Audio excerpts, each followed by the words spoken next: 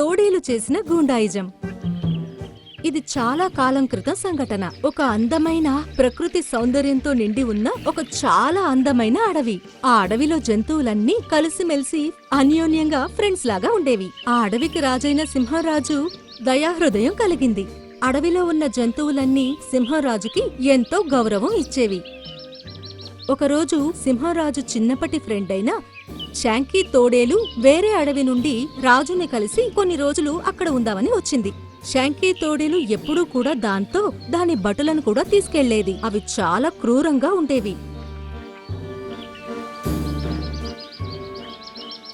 దాని చిన్ననాటి ఫ్రెండ్ను చూసి సింహరాజు చాలా సంతోషించింది. తన ఫ్రెండ్ కోసం పెద్ద సంబరాలు కూడా ఏర్పాటు చేసింది. సంబరాలకి రమ్మని అడవిలో ఉన్న జంతువులన్నిటినీ కూడా పిలిచింది. అన్ని జంతువుల్ని ఒకేసారి చూసేసరికి శాంకీకి దురాశ మొదలయ్యింది. నిజానికది చాలా క్రూరమైన తోడేలు. సింహరాజును చూసినప్పుడల్లా లోపలే కుళ్ళుకుంటూ ఉండేది. ఆ తర్వాత సింహరాజు దాని ఫ్రెండ్ శాంకీ తోడేలుతో ఇలా అంది. ఇంకేంటి విశేషాలు మిత్రమా? అయినా ఇంతకాలం తర్వాత నేను నీకు ఎలా గుర్తొచ్చాను? అది సరే గాని నీకు పార్టీ ఎలా అనిపించింది? నీ పార్టీ ఎప్పట్లాగే అద్భుతంగా ఉంది.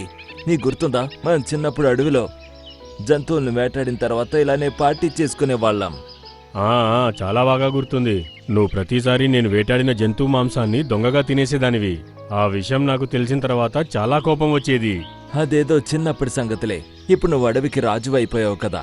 కానీ నీకోసం నేను ఎప్పటికీ నీ చిన్ననాటి స్నేహితుడు సిన్సియర్గానే ఉంటాను. చెప్పు, ఇక్కడికి రావడానికి గల కారణమేంటి? అబ్బే ఏం లేదు, ఊరికి నేను చూడాలనిపించింది, ఇలా వచ్చాను. అందుకే కొద్ది రోజులు నీతో ఉండి అడవిలో సరదాగా తిరుగుదామని వచ్చాను. ఇది కూడా నీ అడవే అనుకో.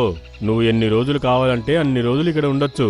ఒకవేళ నీకు ఈ అడవిలో ఏదైనా ఇబ్బంది కలిగిందనుకో, ఒక్కటి గుర్తుపెట్టుకో, నీ స్నేహితుడు ఈ అడవికి రాజు అని. అలా అని సింహరాజు అక్కడి నుండి వెళ్లిపోయింది.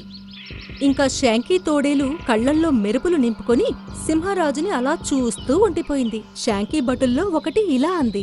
ఈ అడవికి రాజు నిజానికి చాలా అమాయకుడు. శాంకీ దాని ఫ్రెండ్ అన్న మాట విని క్రూరత్వంతో నవ్వుతూ ఇలా అంది. అమాయకుడు కాదు, తను చాలా పెద్ద మూర్ఖుడు. ఆ మూర్ఖుడి అదృష్టం బాగుండి సింహం అవడంతో తను ఈ అడవికి రాజు అయిపోయాడు. అదే అడవిలో ఏనుగు తాతకి ఒక పేరు మోసిన టీ షాప్ కూడా ఉంది.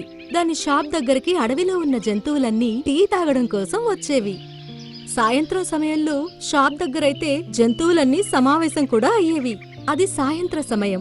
ఏనుగు తాత షాప్ దగ్గర జంతువులన్నీ నవ్వుతూ మాట్లాడుకుంటూ ఉన్నాయి. ఇంతలోనే అనుకోకుండా శాంకీ తోడేలు దాని బట్టలతో కలిసి అక్కడికొచ్చింది.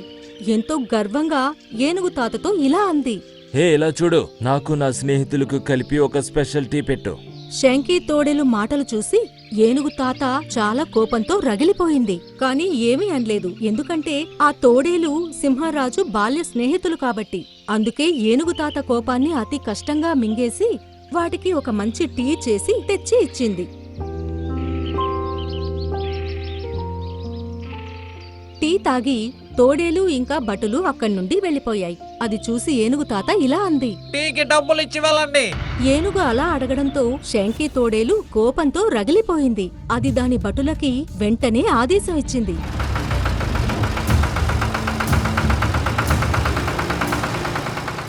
తోడేలు బటులు ఏనుగు తాత టీ షాప్ ని దారుణంగా కూల్చేశాయి. శాంకీ నవ్వుకుంటూ ఏనుగు తాతతో ఇలా అంది. ఒక విషయం గుర్తుపెట్టుకో, ఈ అడవికి రాజు నా చిన్నప్పటి స్నేహితుడు. ఒకవేళ మీరు నా మీద కంప్లైంట్ చేయాలనే ఉద్దేశంతో తన దగ్గరికి వెళ్తే బహుశా తను మిమ్మల్ని శిక్షించొచ్చు.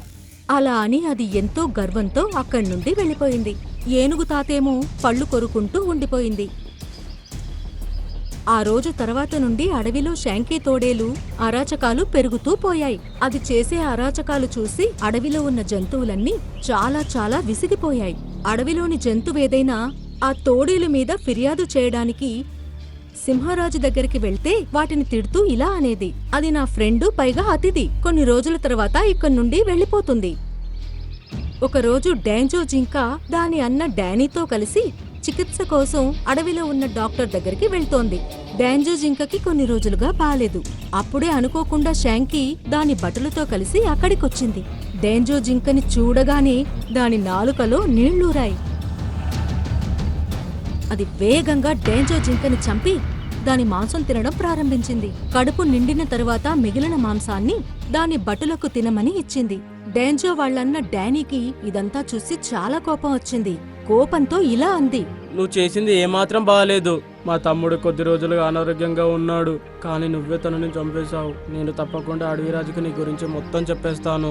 డానీ అన్న మాటలు విని షాంకీ తోడేలు దాన్ని బెదిరిస్తూ ఇలా అంది, వెళ్ళి ఏం చేసుకుంటావో పో. మర్చిపోకు, ఈ అడవికి రాజు నా స్నేహితుడు. ఒకవేళ నువ్వు తను కంప్లైంట్ చేసావు తెలిసిందో, ఈసారి నిన్ను వేటాడి చంపేస్తాను. దాని బెదిరింపులకి డానీ భయపడలేదు. అది కోపంతో పరిగెత్తుకుంటూ అడవిరాజైన సింహరాజు దగ్గరికి వెళ్లి జరిగిన విషయమంతా చెప్పింది. డానీ చెప్పిన మాటలు విని మొదటిసారి సింహరాజుకి కోపం వచ్చింది. అది తక్షణమే షాంకీ తోడేలుని వెంటనే అక్కడికి పిలిపించి దాన్ని ఇలా అడిగింది, తను చెప్పేది నిజమేనా? అనారోగ్యంగా ఉన్న తన తమ్ముని చంపి తినేశావా? అరే మిత్రమా, వాళ్ళ తమ్ముడు చాలా కాలంగా అనారోగ్యంగా ఉన్నాడు. 2-3 రోజుల్లో తను ఎలాగో చనిపోయేవాడు. మాకు చాలా ఆకలిగా ఉంది, అందుకే తను చంపి తినేద్దాం అనుకున్నా. ఎలాగో చనిపోయిన తర్వాత తన మాంసం వృధా అయ్యేది కదా. నువ్వు నా చిన్నప్పటి స్నేహితుడు కదా, నీ గుర్తులేదో మనం కలిసిమెలిసి వేటకు వెళ్లే వాళ్ళం. సింహరాజు వెంటనే డానీ జింక కళ్ళల్లో నీళ్లు రావడం చూసింది. అప్పుడు సింహరాజు షేనీ తోడేలుతో ఇలా అంది, ఏం పర్లేదులే మిత్రమా, అయినా నువ్వు ఇక్కడికి వచ్చి 2 నెలల కన్నా ఎక్కువ సమయమే అయింది. కాబట్టి నువ్వు నీ అడవికి ఇక తిరిగి వెళ్ళిపోవడమే మంచిదని నా అభిప్రాయం. ఎందుకంటే నీ కుటుంబ సభ్యులు నీకోసం ఎదురు చూస్తూ ఉంటారు. ఎలాగో నేను కూడా పని మీద బయటికి వెళ్తున్నా. నేను వెళ్ళక ముందే నువ్వు ఈ అడవి నుండి వెళ్ళిపోతే మంచిదనుకుంటా. అలా అని సింహరాజు అక్కడి నుండి వెళ్ళిపోయింది. షాంకీ భటుల్లో ఒకటి దాంతో ఇలా అంది, తను నీ చిన్ననాటి స్నేహితుడని చెప్పేవాడు కదా, కానీ తను ఒక సాధారణమైన జింక. ముందు నీ పరువు తీసేసింది, నిన్ను వెళ్ళిపోమని చెప్పింది. దీనికన్నా నువ్వు చనిపోవడం మంచిది. దాని భటుడన్న మాట విని షాంకీ తోడేలికి చాలా కోపం వచ్చింది. పళ్ళు నూరుతూ ఇలా అంది, నువ్వు ఇప్పుడు కాస్త నోరు మోస్తావా? నీకు అసలు తెలీదు నేనిక్కడికి ఏ ఉద్దేశంతో వచ్చానో. నేను అనుకున్నది సాధించే వరకు ఇక్కడి నుండి వెళ్లే ప్రసక్తే లేదు. ఇంతకీ నీ ఉద్దేశం ఏంటి? నేను సింగ్షర్ని చంపి ఈ అడవికి రాజునవుదామని వచ్చాను. అప్పుడు నేను ఈ అడవిలో నాకు నచ్చిన పనులు చేయగలను. అప్పుడు ఇక్కడ నన్ను అడిగేవాడు కూడా ఎవరో ఉంటారు. కానీ నువ్వు పోరాడగలవా? ఒక విషయం గుర్తుపెట్టుకో, సింహం ఎప్పుడైనా సింహమే. సింహం ఎప్పటికీ సింహమే అయితే ఏంటి, తోడేలు కూడా ఎవరికి తక్కువేం కాదు. నేను చెప్పేది జాగ్రత్తగా వినండి. రాత్రి సింగ్షర్ మంచి నిద్రలో ఉన్నప్పుడు మీరిద్దరూ వెళ్లి తన మీద దాడి చెయ్యండి. సింగ్షర్ ఒంటరిగా మనందరితో పోరాడలేడు. అప్పుడు మరుసటి రోజు నుండి ఈ అడవి మన సొంతం అయిపోతుంది. ఇక ఈ అడవిని ఒక కొత్త రాజు పరిపాలిస్తాడు. ఇలా అని షాంకీ తోడేలు నవ్వడం మొదలుపెట్టింది. కానీ దానికి అస్సలు తెలియదు దూరం నుండి డానీ జింక దాన్ని గమనిస్తూ దాని మాటలు వింటూ ఉంది అని. అది వెంటనే పరిగెత్తుకుంటూ వెళ్లి సింహరాజుకి జరిగిందంతా చెప్పింది. సింహరాజు ఏదో ఆలోచిస్తూ ఇలా అంది, తన మీద నాకు చాలా రోజులుగా కంప్లైంట్స్ వస్తూనే ఉన్నాయి. కానీ తను నా స్నేహితుడు కావడం వల్ల నేను తనని ఏమీ అనలేకపోయాను. కానీ తను ఇంతలా దిగజారుతాడని మాత్రం నేను ఎప్పుడూ అనుకోలేదు. నువ్వేం కంగారు పడకు, ఇక ముందు ఏం జరిగినా నేను చూసుకుంటాను. అలా అని సింహరాజు దాని గుహలోపలికి వెళ్లిపోయింది. అది నిద్రపోతున్నట్టుగా నటించింది. రాత్రైన వెంటనే షాంకీ తోడేలు దాని భటులతో కలిసి అక్కడున్న ఆ గుహలోపలికి వచ్చింది. సింహరాజు గాఢ నిద్రలో ఉండడం చూసి చాలా ఆనందంలో దాని భటులతో ఇలా అంది, తను పడుకునున్నాడు, వెళ్ళండి, వెళ్ళి తన మీద దాడి చేయండి. షాంకీ ఆ మాట అన్న వెంటనే సింహరాజు హఠాత్తుగా లేచి కూర్చుంది. కోపంతో రగిలిపోతూ ఇలా అంది, నువ్వింత నీచానికి దిగజారుతావని నేను కల్లో కూడా అనుకోలేదు మిత్రమా. నా కళ్ళని నేను ఇప్పటికీ నమ్మలేకపోతున్నాను. అంటే నీ చావు దగ్గరలో ఉందనే విషయం నీకు ముందుగానే తెలిసిపోయిందా మిత్రమా? ఈ రోజు నుండి అడవికి నేనే రాజునవుతాను. షాంకీ తోడేలు దాని భటులకు సైగలు చేసింది. దాంతో దాని స్నేహితులు వెంటనే సింహరాజు మీద దాడికి దూకాయి. కానీ సింహరాజుకి బలం ఎక్కువ. అలా చూస్తూ ఉండగానే అది షాంకీ తోడేలు భటుల్ని కాల్తో తన్ని చంపేసింది. చనిపోయిన తన స్నేహితులను చూసి షాంకీ తోడేలు భయంతో వణుకుతూ చేతులు జోడించి ఇలా అంది, నన్ను క్షమించు నా చిన్ననాటి మిత్రమా, నన్ను క్షమించు. లేదు, ఒకవేళ ఈరోజు నేను నిన్ను క్షమించి వదిలేస్తే అది నా జీవితంలో నేను చేసిన అతిపెద్ద పొరపాటు అవుతుంది. నువ్వు ఎప్పటికీ నా స్నేహానికి అర్హునివి కావు.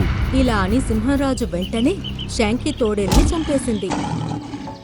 షాంకీ తోడేలు చనిపోయింది అన్న విషయం అడవిలో నిప్పులాగా వ్యాపించింది. ఈ విషయం విన్నాక అడవిలో ఉన్న జంతువులన్నీ ప్రశాంతంగా ఊపిరి పీల్చుకుని సంతోషంగా కలిసిమెలిసి ఉన్నాయి.